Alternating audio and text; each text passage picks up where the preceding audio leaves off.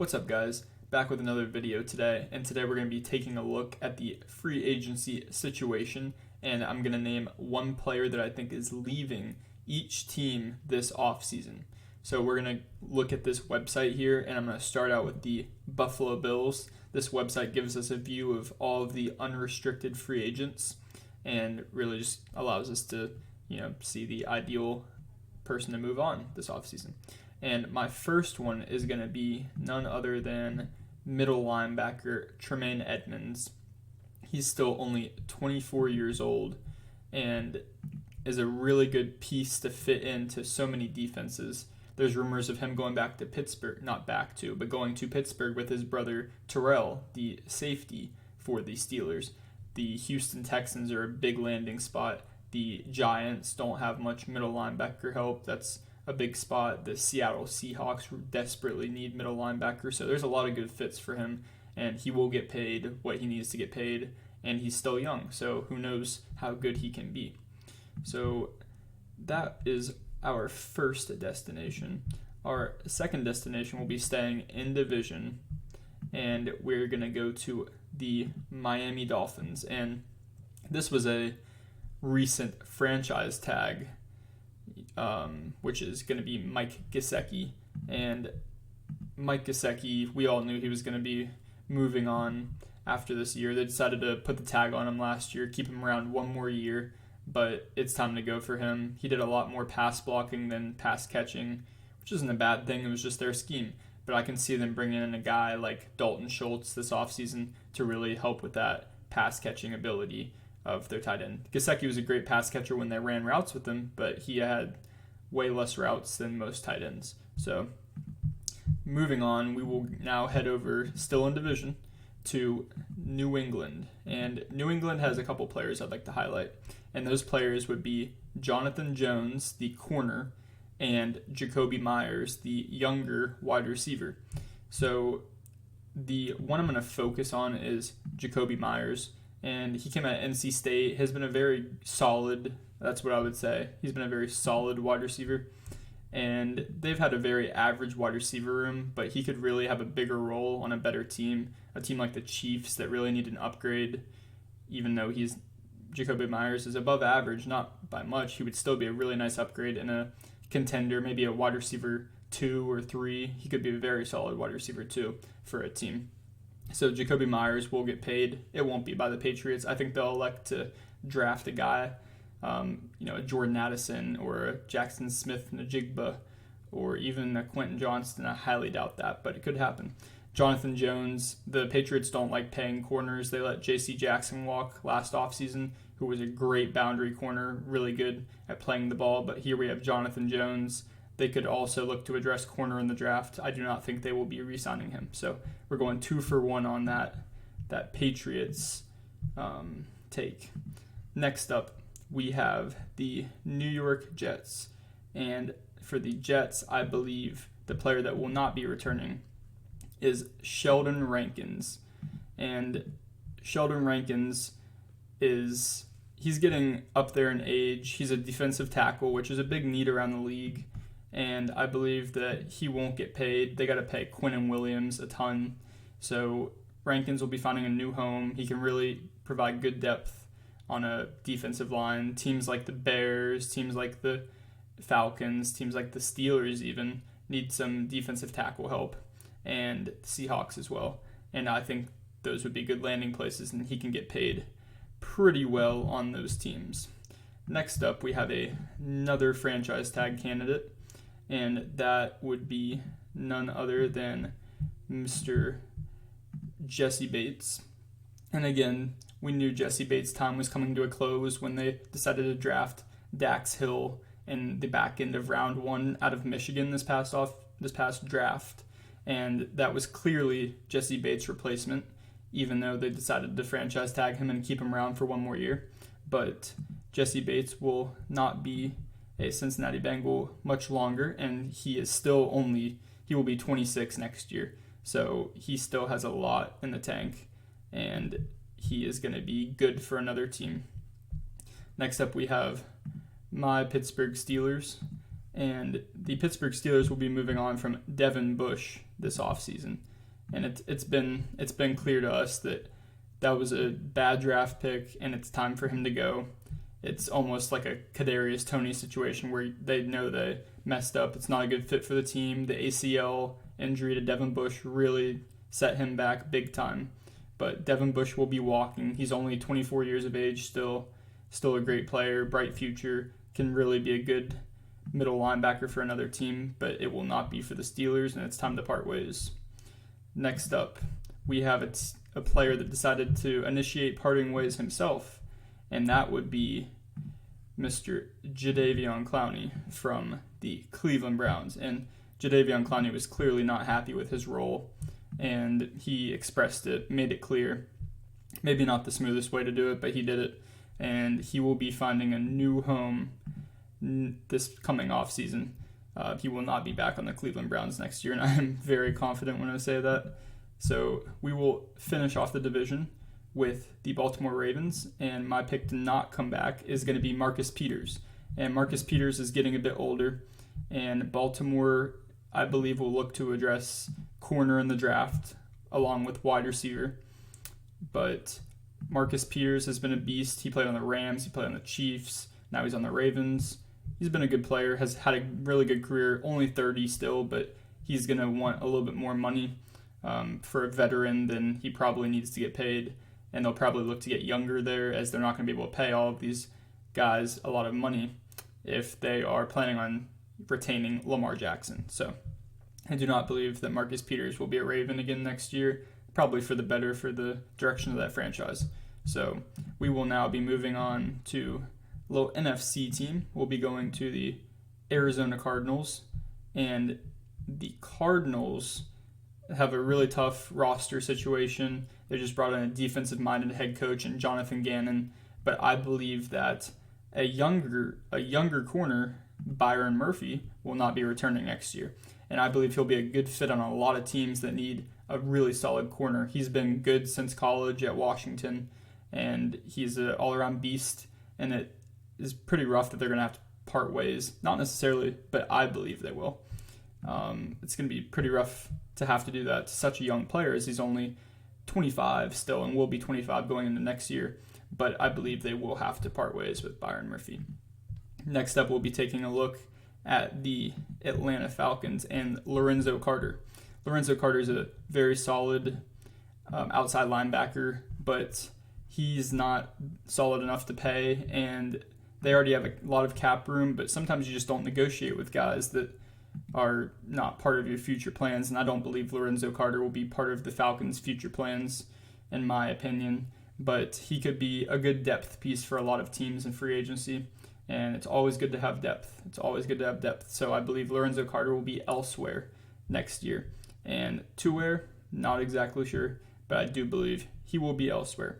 Next up, from the Carolina Panthers, staying in the division, we have Matt Ioannidis, and Ioannidis is good on the other side of Brian Burns, but he's getting up in age, and these guys regress, and he's being paid a bit, and I believe he will be getting this money from elsewhere next season.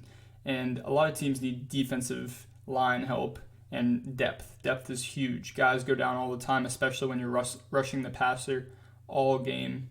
And I think Ioannidis can find a good home somewhere else and be an effective rusher still, but I don't believe the Panthers are going to want to pay him this offseason. So I do believe that he will be gone. Next up, we will be taking a look at the Chicago Bears, and they have one of the best cap situations going into this offseason, and they're going to be paying a lot of people that aren't on their roster already, but one they will not be paying on their roster will be David Montgomery. And David Montgomery he's a good player, but it's been clear to us, especially recently, that Khalil Herbert isn't that far from him, if not better at times. And they're not going to want to pay a running back. We all know how the second contract of running back situations go, and they're not going to elect to pay David Montgomery when he's just not that valuable of an asset, and they can use that money elsewhere. So I believe that David Montgomery will be moving on this offseason. And that brings us to our next player, and that would be none other than Leighton Vander Esch, which this is a big one for sure. And Leighton Vander Esch has been a classic Dallas Cowboy for a good bit now. And it will be interesting to see him and his backplate on another team. I've always feared it, his dang backplate, man. But I do believe they might have to part ways with him.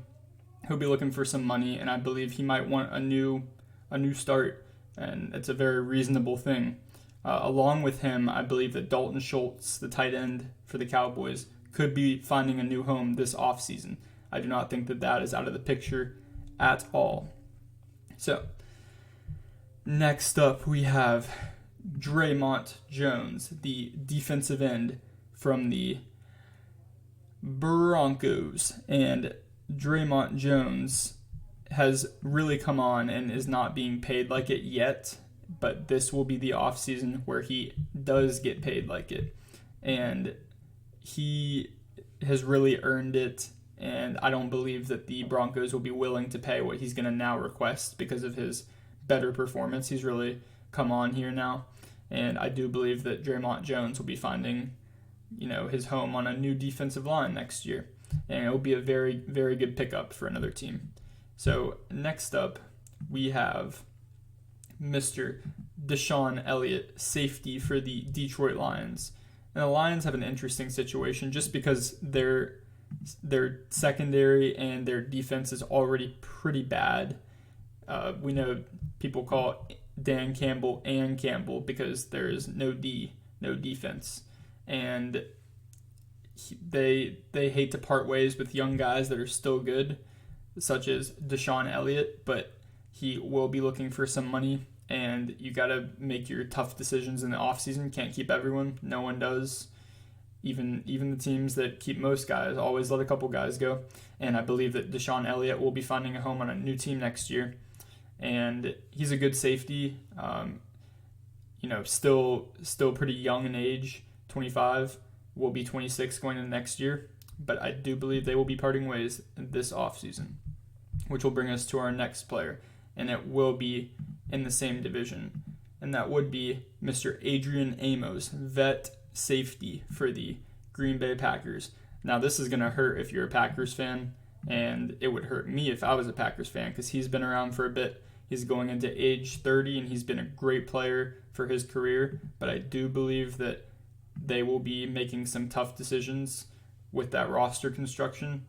And I do believe that Amos might want a new start somewhere, and that he could really provide value to a secondary for sure as a free safety. So, and he still has a couple years. I believe he will be elsewhere next year, but a really, really good player and would be a great pickup for someone.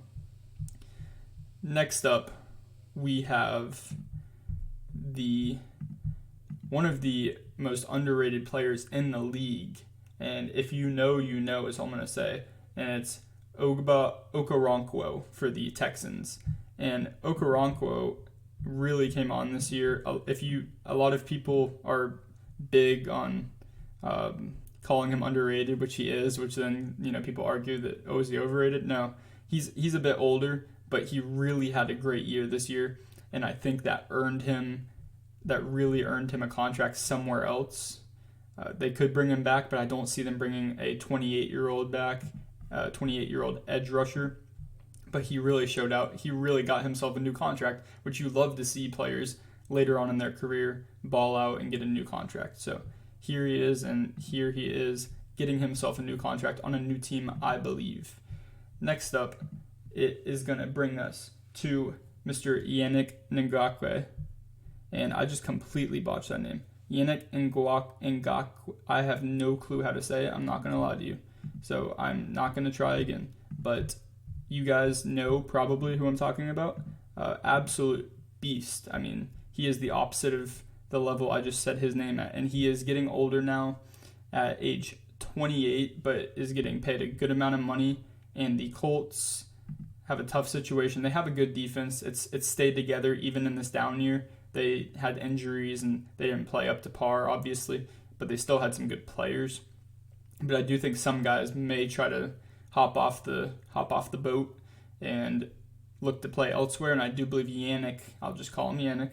Is it okay if we're on first name basis? Hopefully.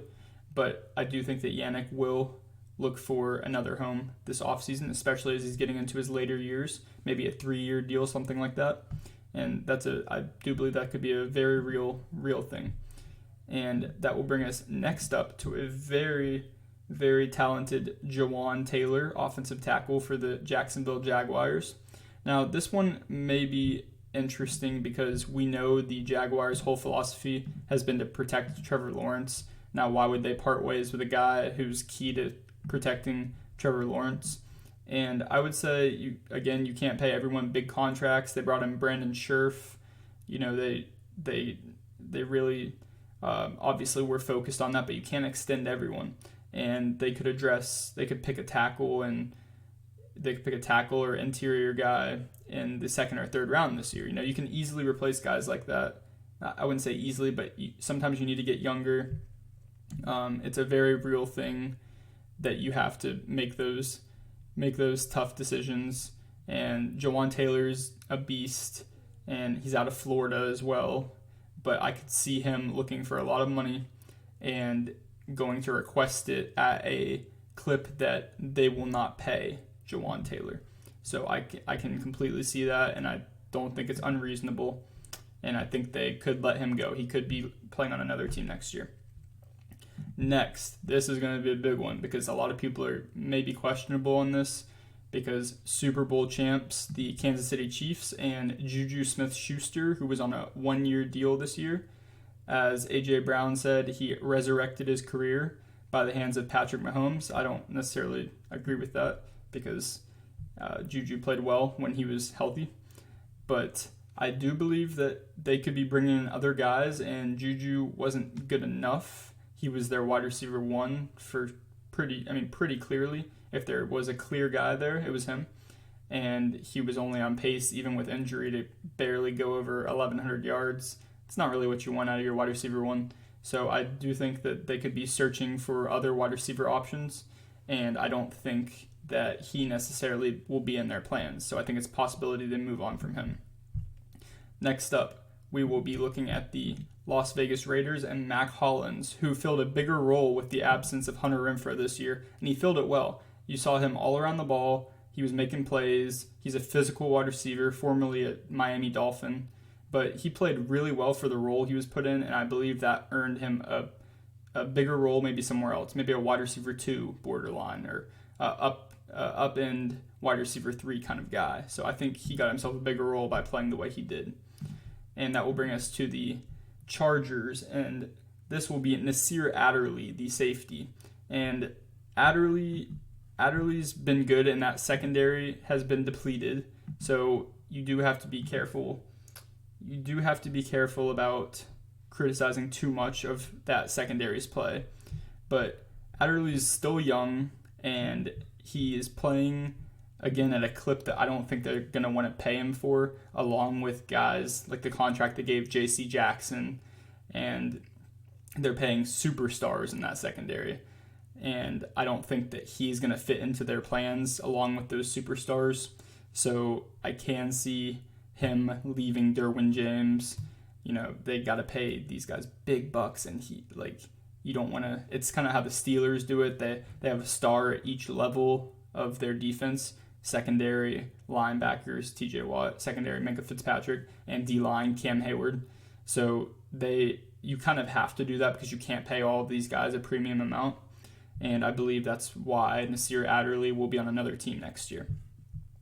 Which will bring us to our next team, and that will be the Rams. And for the Rams, the player I have leaving would be none other than Taylor Rapp, the safety. And Taylor Rapp has been very good for that team, which is why he will be looking for more money, and also he will be looking to get off a team that's future isn't very clear. And not only is it not clear, they don't have the draft capital to make it clear. He's only 25 years old, ton of potential, but Taylor Rapp needs to find a new home, go be valuable somewhere else. He's not in the Rams. He's not going to solve the Rams' problems. The Rams have way bigger problems than safety. So I think Rapp could go find a very valuable position. We've seen a lot of safeties here in this conversation, and I think it's a position that is still needed around the league, and some of them might swap even. So it'll be interesting to see what guys go where and who really does swap. Next up, we have Irv Smith Jr., who got a brutal kind of awakening, you could say, when the Minnesota Vikings went out and traded for TJ Hawkinson, effectively taking his spot while he was injured, which basically says we don't really value you as much. The Hawkinson move was a very good move and was very effective. I don't think they regret it one bit, but they could just let him walk. It makes a ton of sense to me. I don't think they really run a double tight end set as much over there in Minnesota with O'Connell. So I think Irv Smith will be finding a new home, and he happened to be unfortunate that his spot got taken, but he will fill a good role on another team. Next up, we have the New Orleans Saints. And for the Saints, I have Marcus Davenport leaving. And the Saints are in one of the trickiest, if not the trickiest situation in all of the NFL when it comes to cap space and contracts. And they need to let go of any big contracts that are still young and worth a lot of future money. They can't be paying guys like Marcus Davenport, who's only 26 years old, a big extension. One could argue they could, and I'm not going to be the one to argue that, because I believe they need to fully tear down this team when it comes to trading Michael Thomas and ridding themselves of Taysom Hill whenever he gets out of his contract. Guys like Bradley Roby, they cannot pay these guys. Bradley Roby would be my other one here. They cannot pay Bradley Roby a big extension. They won't, I don't believe. It could be a 1 or 2 year deal if they do bring him back. But they need to really reconstruct this and use their draft capital very effectively to really make this team young again, pick effective skill positions. I would pick corners. They're already developing some young corners, but they have Olave, they need some wide receivers, but they really need a revamp on this team, and that would start with getting rid of Davenport. And that will bring us next up to probably the most controversial situation when it comes to free agency, and that would be the New York Giants. Do they bring back Daniel Jones and Saquon? Do they bring back one of them? Is it essential to have Saquon? Is it essential to have Daniel Jones? I would say it's probably more essential to have Saquon, but I do see a reality where Daniel Jones does return and Saquon Barkley does not. As Saquon Barkley has been injury-ridden throughout his career, is getting up there. We all know that a running back's window isn't very big. It starts to decline about the age 27 to 28, and he's already getting to that age. So do they really want to give him this big extension that could really set the franchise back a few years? I don't know. Do you let him go and then draft a guy like Bijan Robinson? Maybe. So it will be super interesting to see what they do. They're one of the most interesting looks in the free agency market this offseason, and I think Saquon could potentially walk. That will bring us next up to the San Francisco 49ers, and Charles Omenihu is my guy to leave that team this offseason. And he has also played well, earned himself some money, and he's been part of that ferocious defensive front. But these guys don't always stick around. Good teams develop new guys. The 49ers are a really good defensive team, and they always develop in that Shanahan system, and I can see it continuing, and I can see Omenihu finding a new home. Again, we have a ton of defensive linemen and defensive ends, but they're really needed, and depth is huge on the defensive line as these injuries take down players all the time, and I believe Omenihu could be finding a new home. So that will bring us next to a very interesting running back here, which is Rashad Penny for the Seahawks, and they recently drafted Kenneth Walker with the Penny injury, and Kenneth Walker really balled out. Arguably, I think, could have been the Rookie of the Year for the Seattle Seahawks here, and I think that they really don't need to go pay Penny, and he would be a really good free agent acquisition for another team that's in need of running back, and I think they will let him go. Kenneth Walker is the future. He can be a workhorse. They have other guys, Carson and DJ Dallas. So I really think that they don't need to go pay him. And I don't think they will at all. Which will bring us to the next team being the Tampa Bay Buccaneers. And the retro jerseys are displayed here, but Sean Murphy-Bunting is the corner that I believe they will let walk. Jamel Dean is also very possible. Both are possible. It's a very real situation that they could let both Jamel Dean and Sean Murphy-Bunting walk. I truly believe that could happen. And let's take a look here at their situation. It's tough.